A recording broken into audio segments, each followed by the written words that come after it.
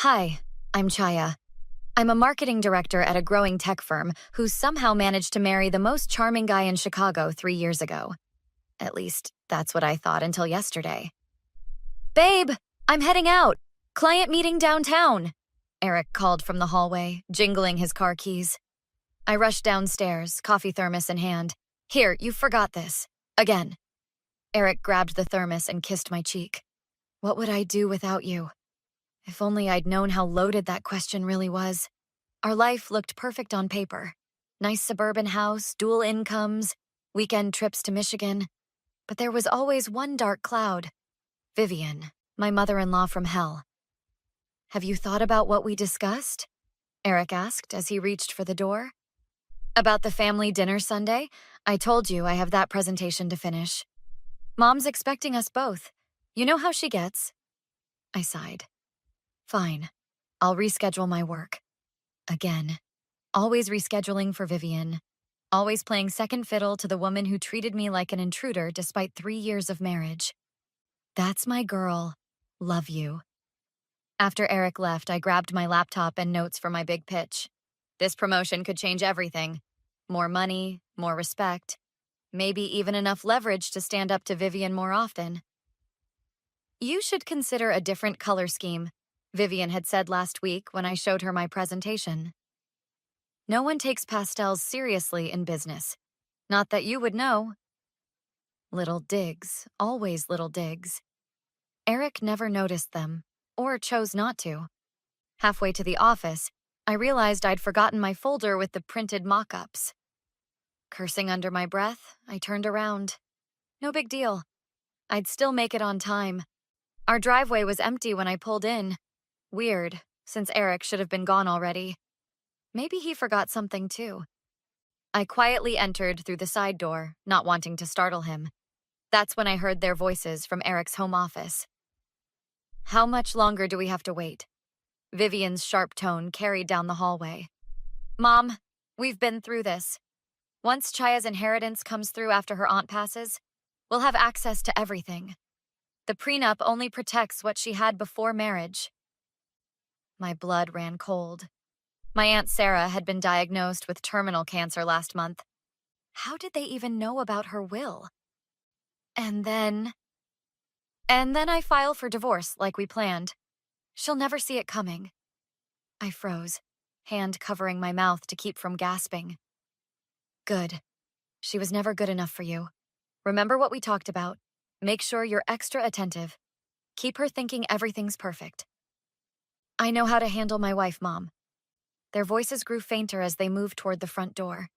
I slipped into the hall closet, heart pounding so loud I was sure they'd hear it. After they left, I collapsed against the wall, struggling to breathe. 3 years of marriage, all a lie. My husband and his mother had been plotting against me, waiting to cash in on my aunt's death and then discard me. I grabbed my folder with trembling hands. Instead of tears, something else surged through me. Cold, clear anger. I wouldn't confront them. Not yet. They wanted to play games? They had no idea who they were messing with. I somehow made it through my presentation on autopilot, then called Layla the second I got to my car. Need wine. Now. Code red emergency. 2 hours later, we were huddled in Layla's apartment, safely across town from any chance of running into Eric or Vivian. They said what? Layla nearly spilled her glass. That calculating witch and your own husband? I always knew she was toxic, but this is next level. 3 years, Lay. 3 years thinking he loved me. What are you going to do? Confront him? I shook my head. Not yet. I need evidence. Proof. If I confront him now, they'll just deny everything and be more careful. Smart girl.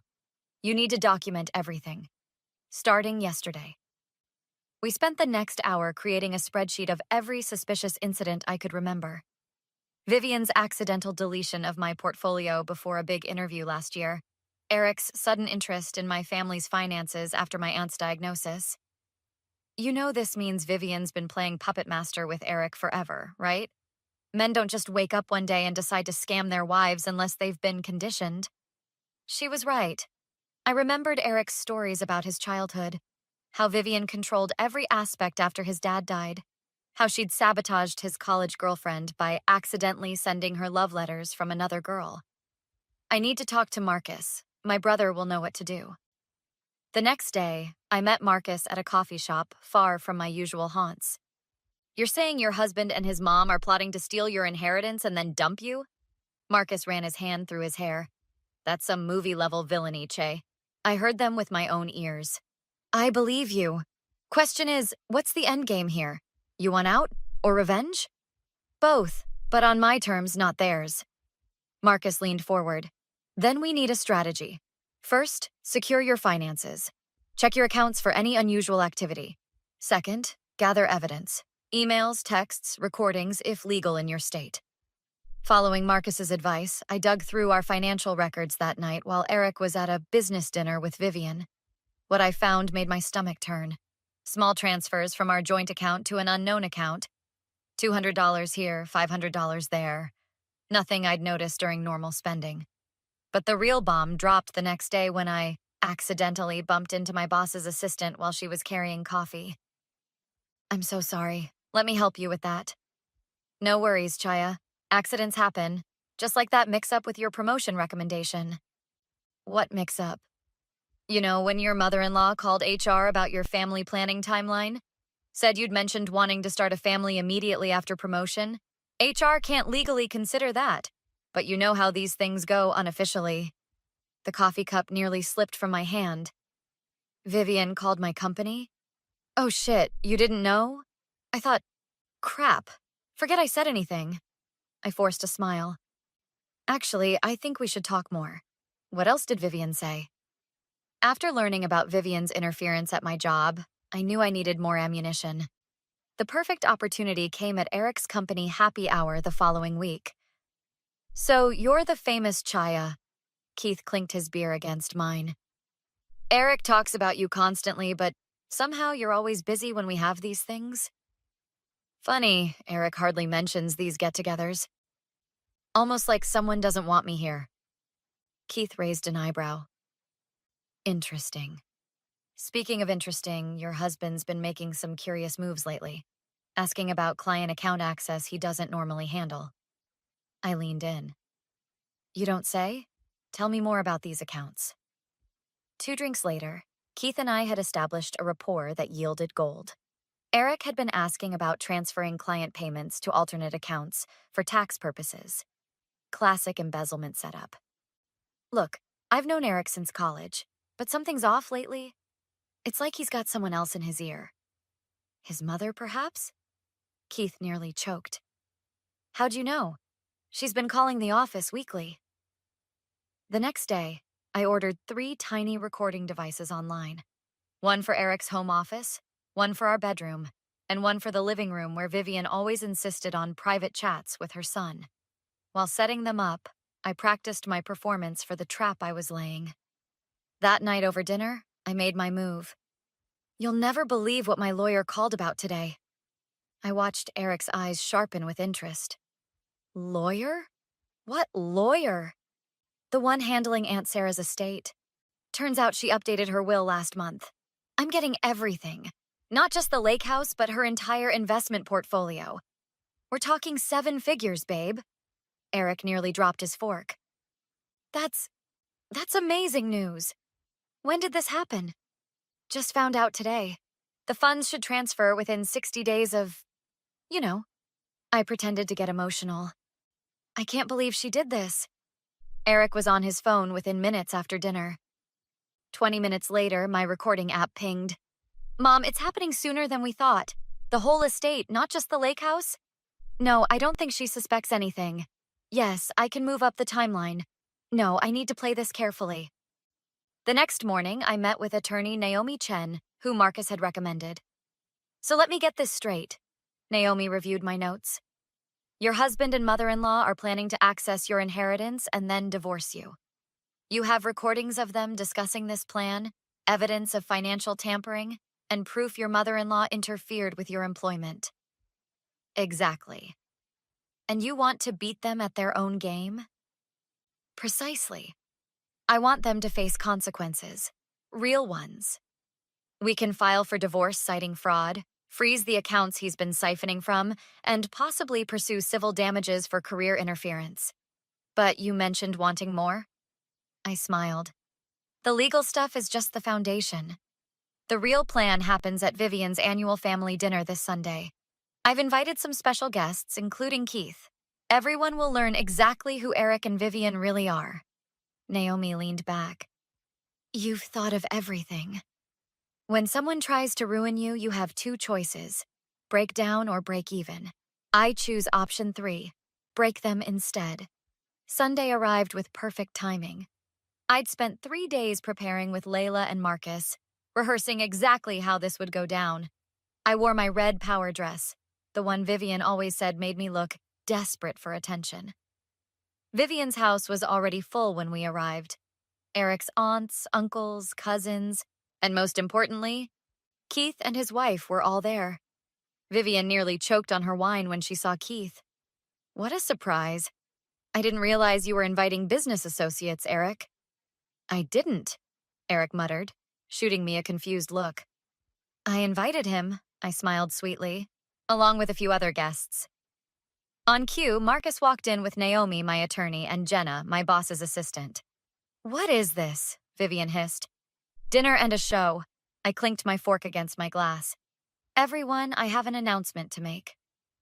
The room quieted as I pulled out my tablet. I've been blessed with an amazing family these past 3 years.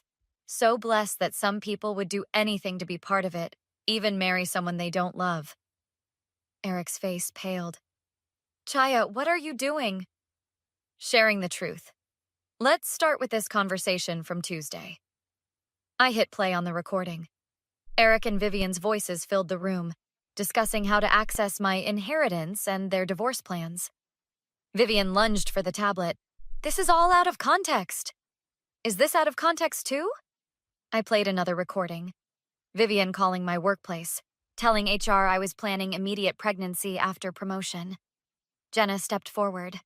I can confirm this call happened. Mrs. Vivian Williams contacted our HR department 3 times to sabotage Chaya's career advancement. The room erupted. Eric's Aunt Patricia stood up. I always wondered why my daughter's engagement fell apart after talking to you, Vivian. Keith walked directly to Eric. The client accounts make sense now. I've already frozen your access and contacted the board. Clean out your desk tomorrow. Eric tried damage control. Everyone calm down. This is just a misunderstanding. Is this a misunderstanding too? I projected bank statements showing the transfers to his secret account. Or this? Email screenshots of Eric inquiring about offshore accounts. Vivian turned to her family. She's manipulating all of you. Eric is my son. And that's exactly the problem. I cut in. You've controlled him since childhood, sabotaged his relationships, manipulated his career, and now tried to use him to steal from me. Naomi stepped forward, handing Eric divorce papers. You've been served. We'll see you in court. Though I recommend settling. The evidence is overwhelming. I walked to the door where Marcus and Layla waited. Enjoy the rest of dinner. The truth pairs well with Vivian's pot roast. 6 months later, I sat on my new apartment balcony with Layla, watching the sunset. The divorce had finalized with terms entirely in my favor. Eric lost his job after Keith's company pressed charges for the attempted embezzlement. Vivian faced a social reckoning when 3 other daughters-in-law came forward with similar stories. To freedom, Layla raised her glass. And to karma. I clinked mine against hers, watching the sun disappear on my old life while a better one dawned. What would you have done if you were in Chaya's position? Would you have exposed Eric and Vivian publicly like she did? Or would you have confronted them privately first to see if Eric was truly manipulated by his mother? This dilemma makes us question. At what point does someone's influence over another person stop being an excuse for their betrayal? Is public exposure justified when someone has been plotting behind your back? Or is there a more dignified approach? Share your thoughts in the comments below. Would you have shown the same zero tolerance as Chaya or handled things differently? If you enjoyed this revenge story and want more content like this, please hit that like button and subscribe to our channel. Your support helps us create more stories that satisfy that sweet justice craving we all have sometimes.